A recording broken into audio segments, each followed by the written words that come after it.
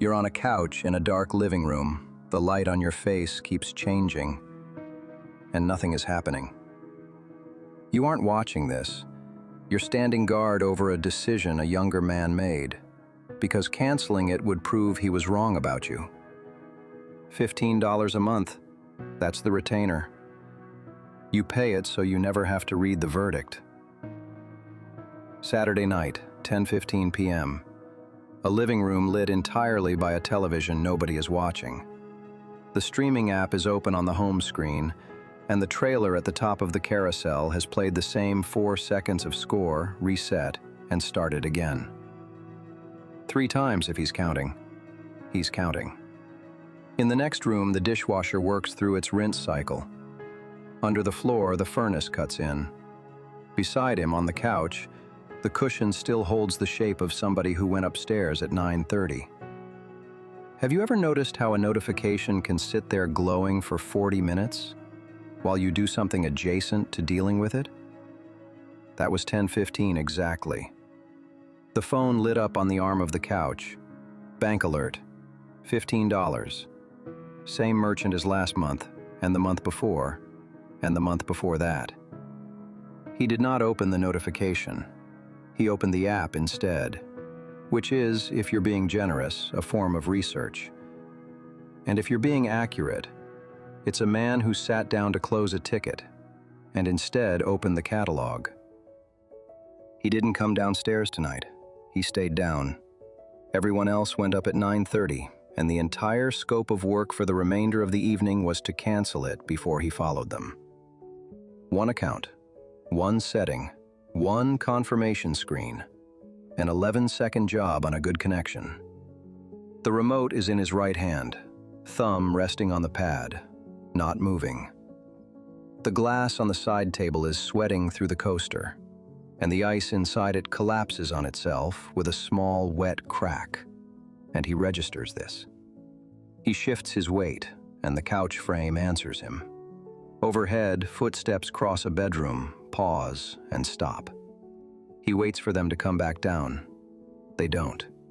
So he says it out loud, half to the room, in the flat voice of a man reading a status update to people who have already left the call. If he finds one thing worth watching tonight, the subscription pays for itself, and this whole conversation is moot. Nobody is in the room. There is no conversation. He is negotiating with a bank statement. He starts to scroll. Not fast.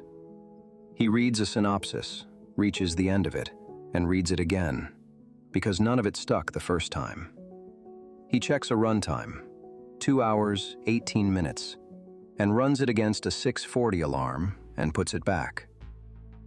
Here's what happens to the arithmetic. The longer he scrolls without pressing play, the more the scrolling itself becomes the thing he's defending. So he scrolls slower. He gets careful. He starts treating the selection like a decision with consequences, because if he picks wrong, the $15 stays unjustified, and the evening was a loss, and he'd have to sit with both of those numbers. 11 minutes into a search, he is losing on purpose. The trailer resets again. Same 4 seconds of score, slightly too bright for the room. He hasn't pressed play on anything. He hasn't scrolled past the second row. He is not choosing a movie. He's building a case. No, correction. He's stalling. Because the audit already came back. It came back in March of 2021, and every Saturday since. He will go up at 11:40 with nothing watched. So let's open the file, because he's already run these numbers, and he runs them the same way every month. 25 minutes on hold. Against a $15 line item. That's a bad trade, and he is a man who does not make bad trades. He has said this in meetings, out loud, to people who nodded. And then the logic gets promoted. You don't decommission a service you might still need. There's a show coming in 2 months. Emma might want it over winter break. He isn't avoiding anything. He's preserving optionality. Prudence is his favorite word for standing still. And here is the line he never enters into the ledger. The cancel button is 4 taps deep in the same menu he backed out of a minute ago. No hold music, no stranger, no reason required.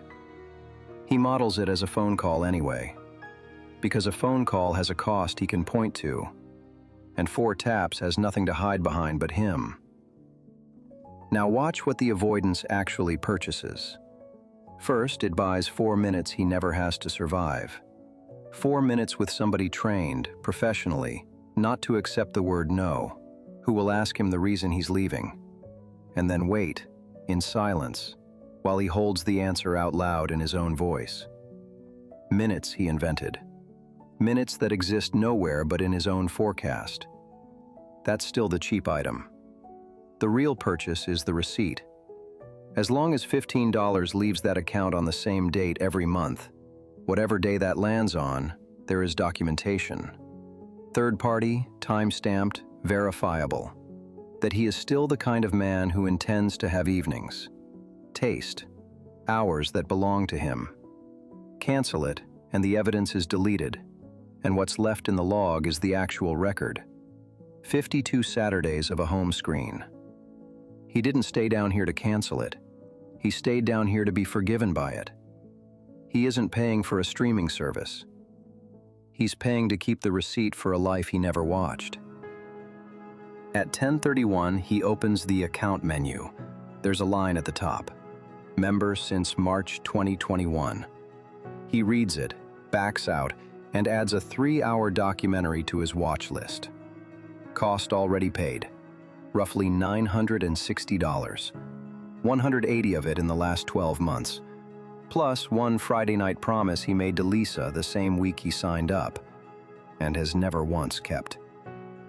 And you, go count the apps, the memberships, the unopened box in your closet that exists purely as proof of a person you are planning to become. The man who signed up in March of 2021 was already an apology. An apology to a 28-year-old who assumed he'd turn out more interesting than this. Robert pays $15 a month to keep that apology in good standing, which means every renewal makes the receipt more expensive to tear up. So he protects it harder. And the version of him who watched films and stayed up arguing about them moves 1 more month out of reach. The logic was never analysis. It was cover. So at 10:44, he does what he always does when the ticket won't close. He starts modeling the options. 3 of them. He's run these before, and he has never once shipped any of them. The first one is the clean one. Monday, 12:10 p.m., sitting in his car in the parking garage with a sandwich he won't finish. He dials the number on the statement, and when the agent asks him the reason for the cancellation, he doesn't reach for the phrase he keeps loaded, consolidating our subscriptions. He says the true sentence instead. I haven't opened it in a year, and I'm not going to. Then the agent offers to pause the account. 3 months, no charge, keep your watch list. And he declines that too. And it's done in under 6 minutes. The return on that is strange and real.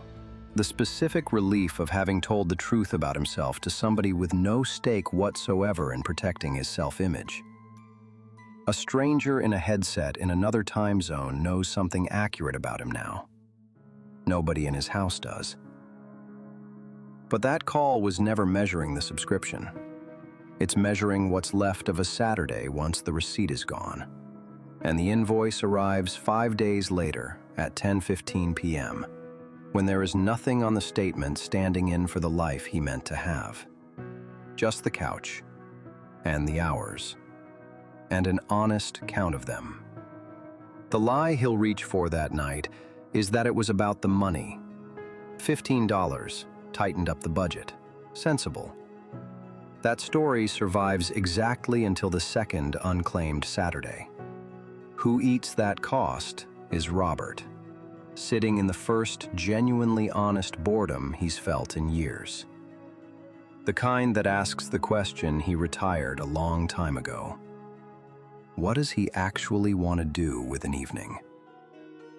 Or, and this is the option his thumb is already drifting toward, he opens Manage Plan, right now, and switches to the $6.99 tier with ads. Cuts the number by more than half in about 40 seconds. Files it as the rational middle path, the one he could defend to anyone who asked. Nobody's going to ask. The high on that is instant and legible. He took action. The line item shrank. There's a confirmation screen with a green check on it, and he never had to say the word cancel to a human being with a retention script in front of them. He'll tell himself he was testing price sensitivity. He wasn't. The only variable he changed was the operating cost of keeping the exact same unopened promise alive. That's not a decision. That's a volume discount on his own cowardice.